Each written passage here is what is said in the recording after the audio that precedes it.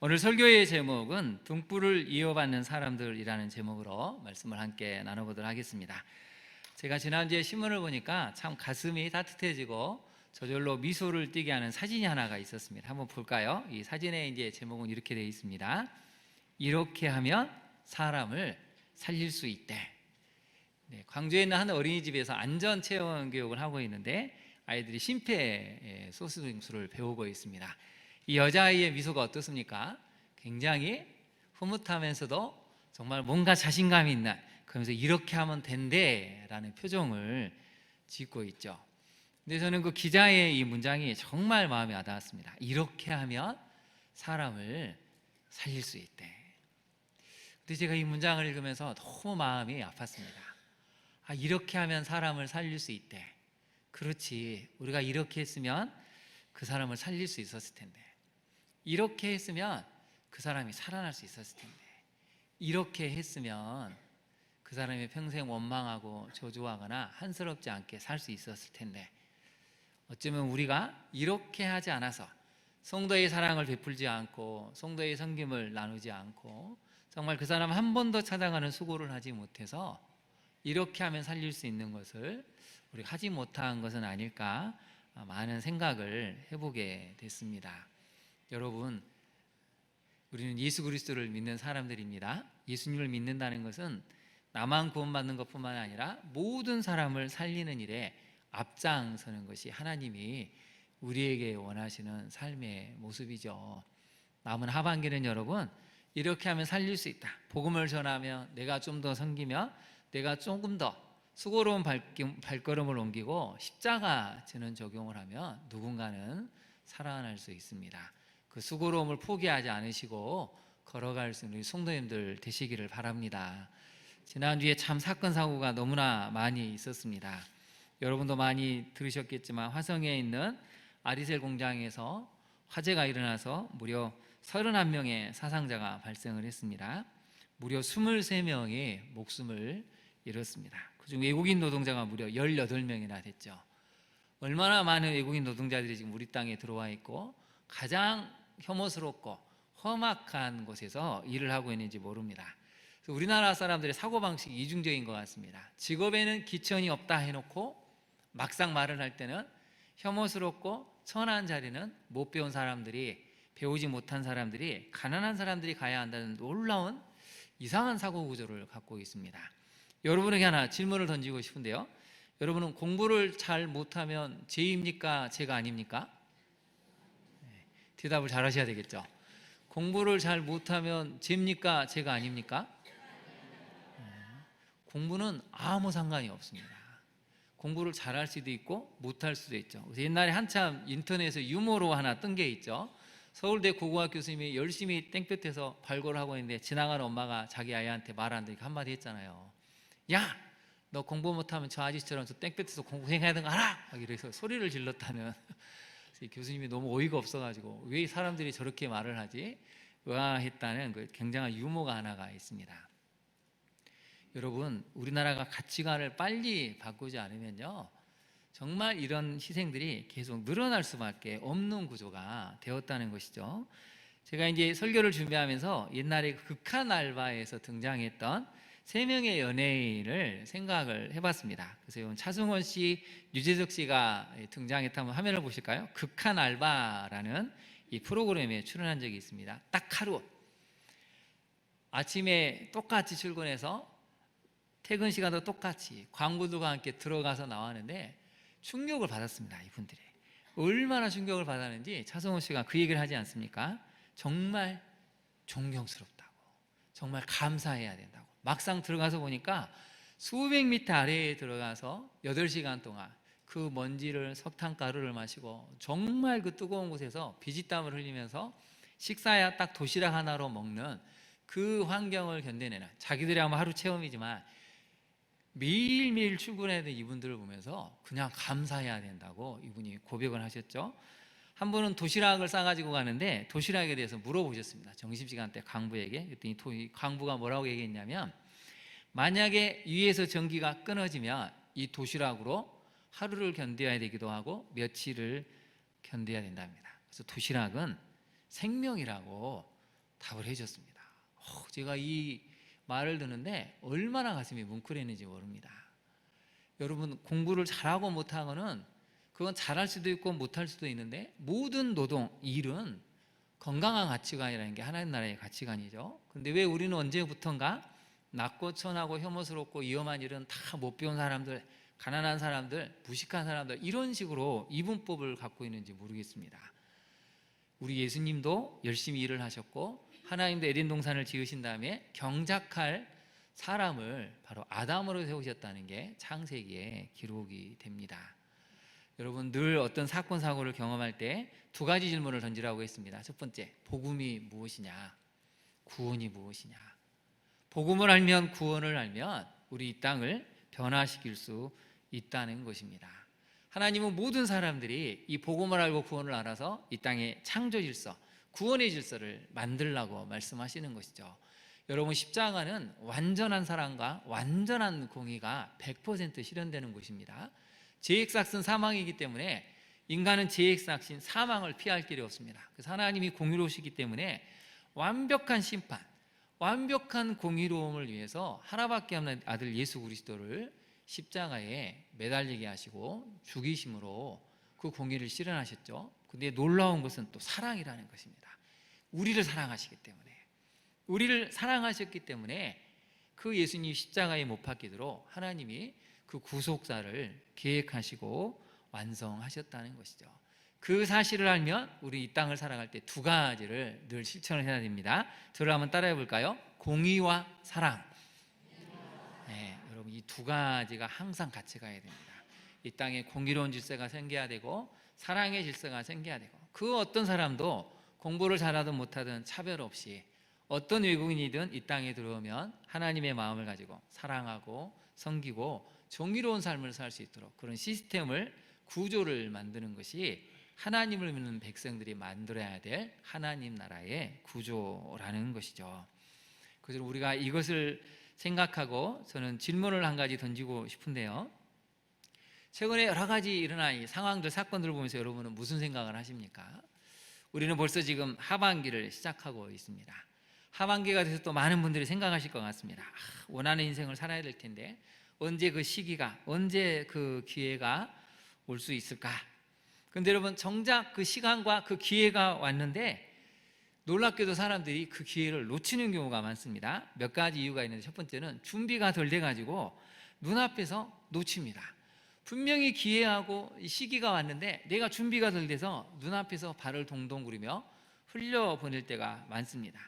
또 그것을 잡긴 잡았는데 판단을 잘못하거나 과욕을 부려서 그 기회를 허무하게 날리는 경우가 굉장히 많습니다. 그래서 우리는 준비된 인생을 살아야죠. 성경도 놀랍게도 기회에 대해서 여러 가지 구절이 말씀을 해주고 있는데요. 요한계시록 2장 21절 말씀을 한번 볼까요? 요한계시록 2장 21절 말씀을 보시면 하나님이 두아디라 교회에 칭찬하십니다. 너의 처음 행위가 나중 행위보다 나은데 너의 책망받을 것이 있다.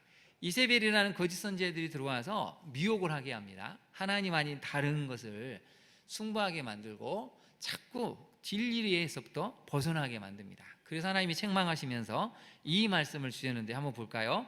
또 내가 그에게 어떤 기회를 주었다고요? 회개할 기회를 주었으되 자기의 음행을 회개하고자 하지 아니하는도다. 분명히 하나님은 회개할 기회를 주는데 하나님을 벗어나버리고 하나님을 떠나버리고 진리에서 벗어나는 잘못된 행위, 그게 바로 음행이라는 것입니다. 그래서 하나님은 기회를 주셨다고 말씀을 하십니다. 구약에도 이 표현이 한번 나오는데요. 구약의 말씀 한번 볼까요? 시편 3편 26절 말씀인데 같이 한번 읽어보겠습니다. 시작.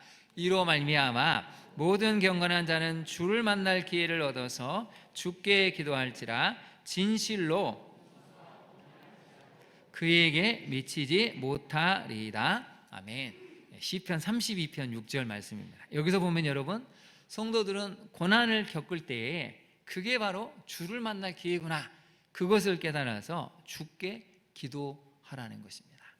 고난은 오히려 하나님을 만날 기회가 된다고 알려주고 있습니다. 지난주에 우리가 시청역 사건도 보셨죠?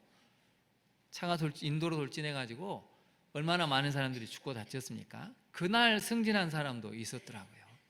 그날 승진해서 가족들이 얼마나 아빠가 아들이 오기를 기다리고 축하해 주려고 했는데 들려오는 소식이 갑자기 죽었다는 소식을 듣고 얼마나 충격을 받았겠습니까? 저도 뉴스를 봤는데 너무 충격을 받은 나머지 가족들이 그냥 맨발 슬리퍼로 그냥 티 하나 걸쳐서 막 헐레벌떡 뛰어오는 장면을 보았습니다. 여러분, 우리가 그것을 볼 때 어떻게 해야 될까요? 하나님 뜻은 무엇일까? 질문해 봐야 한다는 것입니다. 최근 겪은 여러 가지 사건과 상황을 통해서 하나님의 뜻은 무엇이라고 생각을 해야 될까? 이걸 우리가 끊임없이 질문을 던져봐야 된다는 것이죠. 가장 낮은 수준의 신앙은 그것입니다. 하나님, 제가 그 자리에 있지 않아서 살아나게 하셔서 너무 감사합니다. 이건 여러분 너무 낮은 차원의 신앙입니다. 진짜 성숙한 신앙은 무엇입니까? 나도 그 자리에 있었으면 죽을 수 있었는데 왜 하나님은 나를 살려주셨을까? 내 죄를 돌아보고 회개하고 이 땅이 이렇게 갈 수 있는 구조, 이제 어디를 봐도 안전망이 없습니다. 운전을 해도, 거리에서 사람들과 담소를 나눠도, 식당에서 밥을 먹어도 언제 어떤 일이 일어나도 이상하지 않은 만큼 이 나라 전체가 엄청나게 변화하고 있습니다. 이런 사건과 상황을 볼 때마다 하나님 뜻은 무엇일까? 다음 세대를 위해서 기도해야 되고 모든 사람이 안전하게 살 수 있는 안전망. 그래서 여러분, 교육이 중요하다는 것이죠. 말씀을 가르치고 회개하게 만들고 하나님의 말씀을 들려줘서 모든 사람이 내가 죄인됨을 깨닫고 올 수 있도록 할 때, 그때 비로소 나라가 정상적으로 갈 수 있다는 것입니다. 여러분, 이번 한 주만이라도 시청령 사건의 희생양들을 위해서 화성에 있는 아리새 그 희생자들, 그 가족들을 생각하면서 하루는 울면서 애통하는 것이 또 우리 그리스도의 본분이라 생각이 되신다면 한 번쯤은 애통하는 마음으로 기도해 주시기를 바랍니다. 이제 오늘 본문의 말씀을 한번 들어가 볼까요? 오늘 본문의 말씀을 살펴보겠습니다. 첫 번째 메시지입니다. 같이 한번 읽어볼까요? 시작. 하나님의 구속사에서 자기 역할과 경계선을 잘 지키는 것이 등불을 이어가는 비결입니다. 아멘. 15장을 한번 보실까요? 15장을 보시면 느바세 아들 여로보암 18째 해에 아비암이 유다왕이 되었습니다. 그리고 예루살렘에서 3년 동안 다스리다가 죽습니다. 그리고 여러분 9절을 볼까요? 이제 우리가 하나씩 살펴볼 텐데, 이스라엘의 여로보암 제20년에 아사가 또 유다 왕이 됐습니다. 여로보암 시대에도만 벌써 남유다 왕이 르호보암에서 아비암에서 아사까지 3대가 바뀝니다. 근데 여로보암은 본인만 지금 멀쩡하게 장수의 복을 누리고 있습니다. 얼마나 속으로 쾌재를 불렀겠습니까? 봐라, 남유다를 보니까 남유다도 하나님이 심판하시고 나는 괜찮지 않을까 생각하는, 착각하는 일이 지금 벌어지고 있다는 것이죠. 지금 여러분, 여로보암은 사실 하나님이 기회를 여러 번 주셨습니다. 첫 번째 기회는 하나님의 사람이 찾아와서 베델의 제단에서 분향하고 있는 이 여로보암을 책망한 사건입니다. 그래서 선지자를 책망할 때 오른손이 말라가지고 그 기적을 경험하고 강구에서 이 오른손이 나는 첫 번째 기적을 경험한 것이 하나님이 기회를 주신 사건이고, 두 번째 기적은 아들이 죽는 사건입니다. 사랑하는 아들이 죽었을 때 이게 하나님이 나에게 뭔가를 말씀하시는 것이구나, 회개할 기회가 있었어야 되는데 또 그 기회를 놓쳤습니다. 마지막 세 번째 기회가 이제 다음에 살펴보게 될 텐데요, 오늘 본문에 등장하는 이 아비양과 관련된 내용입니다. 이 역대하 13장을 보시면 북이스라엘과 남유다가 이제 전쟁을 벌입니다. 그래서 북이스라엘은 80만 명, 남유다는 40만 명의 군대가 총 출동이 되어서 전쟁을 벌이게 됩니다. 결과는 당연히 북이스라엘이 이길 줄 알았죠. 옛날엔 지금처럼 무기가 좋거나 막 이런 게 아니기 때문에 숫자가 많으면 일단 이길 수 있었는데 압도적인 2배의 숫자를 갖고 있었는데 패배해서 무려 북이스라엘군이 50만 명이 죽습니다. 그러면 이 여로보암이 무엇을 깨달아야 됐을까요? 이 세 번의 사건을 통해서 하나님이 나에게 기회를 주셨는데 이 기회는 놓치지 않아야 되는구나, 회개하고 나도 살고 내 아들도 살 수 있는 방법을 찾아야 되겠구나 라고 생각을 했어야 되는데 전혀 그렇지 않고 그 후에 몇 년 안에 죽고 자기 아들 나답도 2년 만에 구테타를 당해서 죽고 여로보암의 모든 집안이 멸문지화를 당하게 됩니다. 근데 오늘 본문을 보니까 한 가지 중요한 단어가 나오죠. 4절을 한번 보실까요? 4절을 보시면 그의 하나님 여호와께서 다윗을 위하여 예루살렘에서 그에게 아비야임에게 등불을 주시되, 거기다 한번 동그라미를 쳐보실까요? 등불이라는 단어가 굉장히 중요합니다. 별표를 하셔야 됩니다. 이 등불은 뭐냐면 후손, 지파를 얘기합니다. 비록 다윗 가문 남유다 지파가 잘못했을지라도 그래도 하나님은 긍휼히 여기셔서 앞으로 이 땅에 예수 그리스도가 오실 수 있도록 그 후손, 그 지파를 존속시켜 주시겠다는 말씀이 지금 4절에 나와 있습니다. 그러면 북이스라엘은 계속 멸망의 길을 걸어가서 마침내 더 일찍 멸망하는데, 오늘 본문을 보면 등불을 주시겠다고 남유다에게는 말씀하십니다. 도대체 무엇 때문에 그랬을까요? 어떻게 해야 우리는 이 등불을 이어받을 수 있습니까? 오늘 두 가지 차원에서 말씀을 살펴보려고 합니다. 하나님께서는 여로보암을 북이스라엘 왕으로 세워주시면서 구속사에 맞는 역할과 한계를 정해주셨습니다. 여러분 열왕기상 앞부분 한번 가보실까요? 11장 부분을 한번 보도록 하겠습니다. 11장을 보시면 38절 39절을 한번 보실까요? 38절 39절을 보시면 제가 38절 말씀을 읽어드리겠습니다.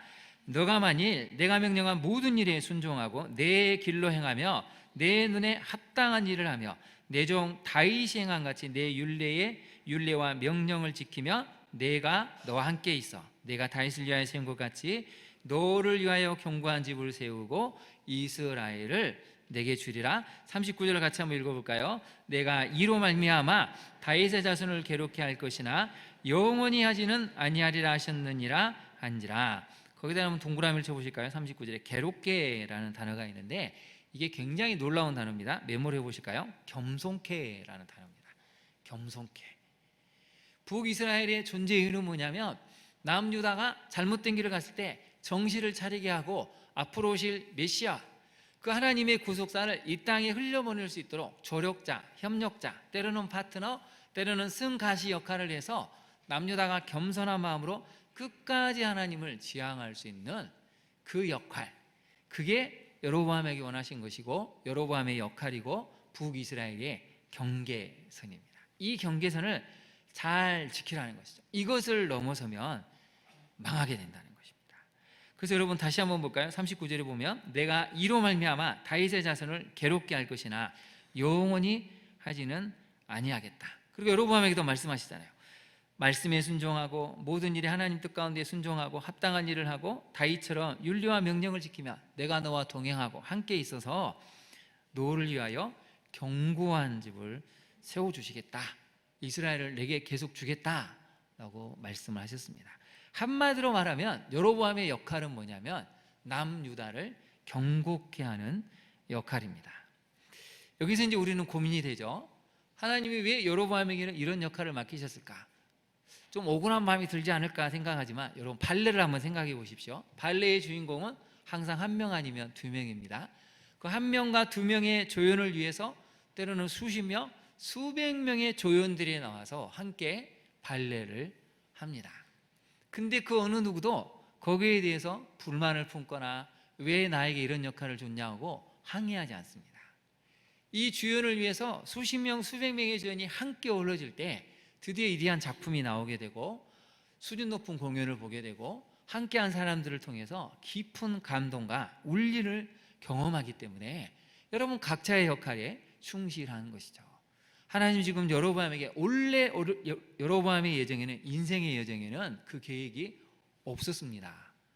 어떻게 왕이 되겠습니까? 근데 하나님이 여로보암을 콕 집어서 너는 북이스라엘이 왕이 되고 너가 해야 될 역할은 남유다를 건강케, 때로는 남유다가 교만하면 좀 괴롭게 해서 겸손케 하는 역할을 네가 해야 된다. 여기까지가 너의 경계선이라고 말씀을 하셨습니다.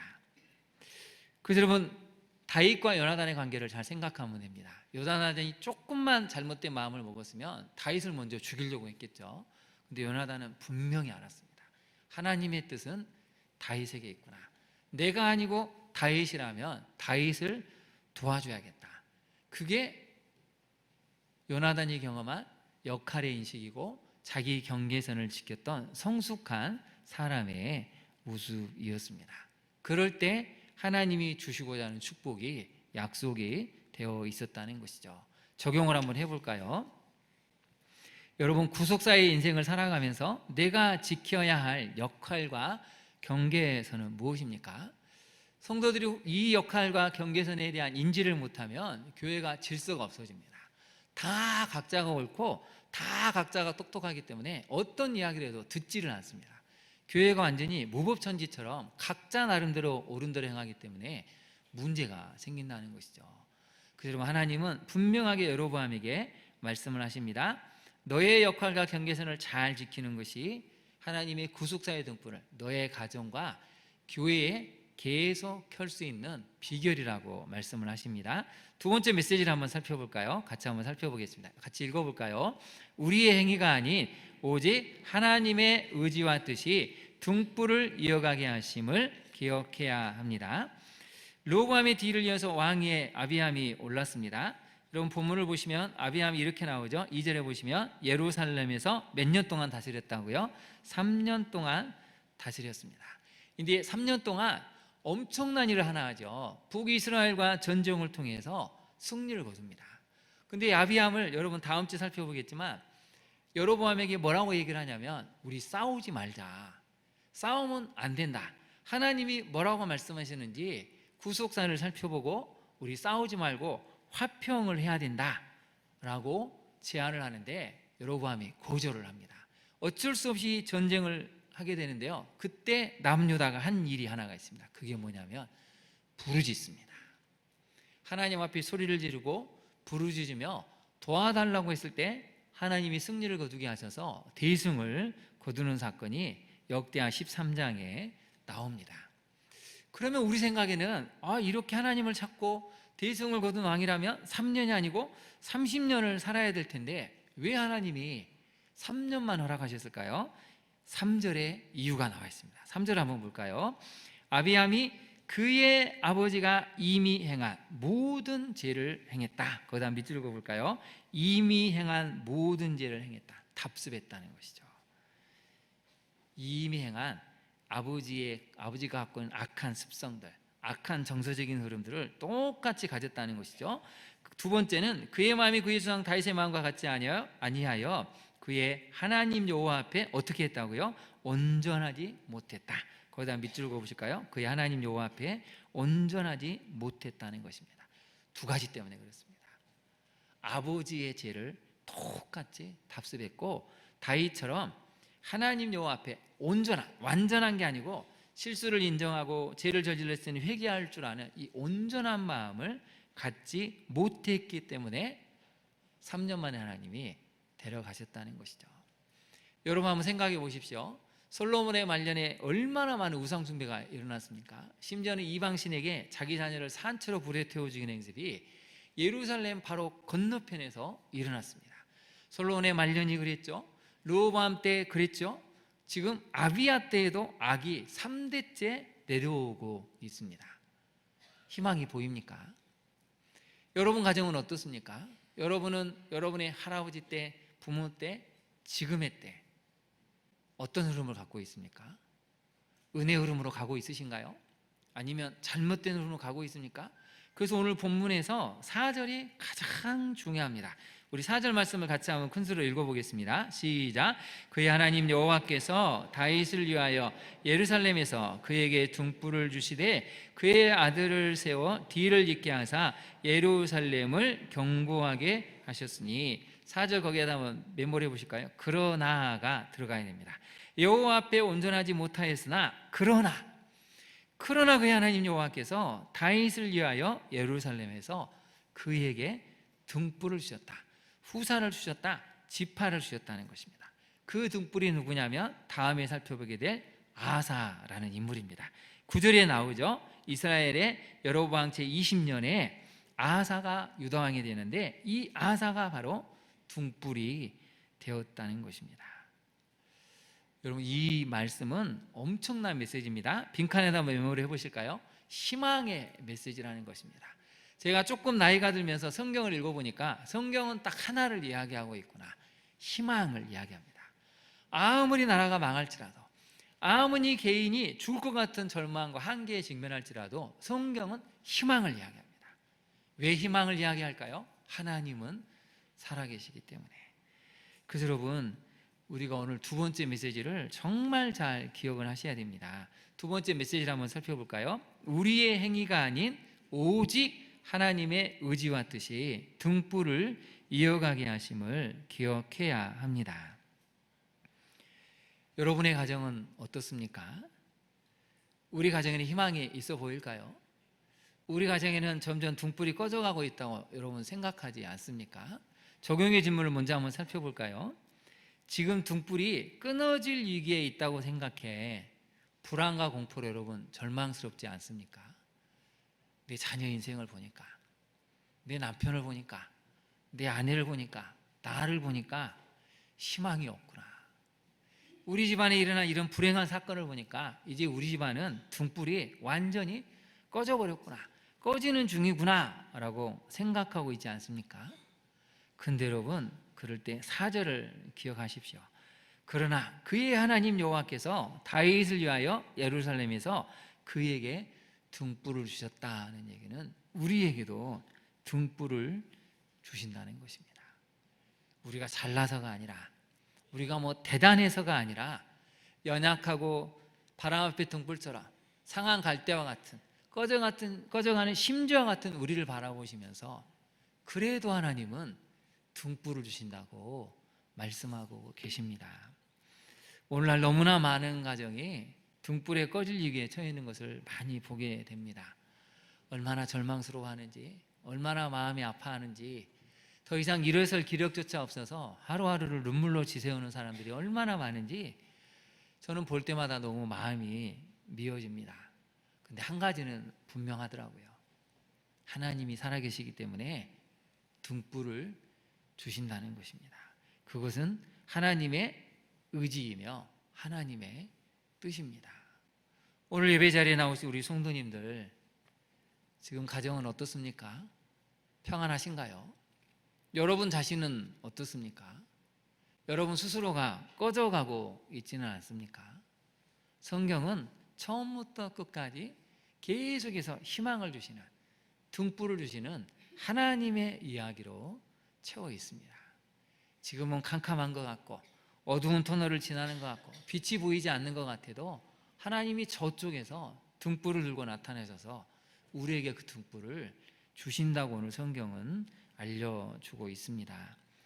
여러분, 절망 가운데도 그 속에서 하나님을 찾으십시오.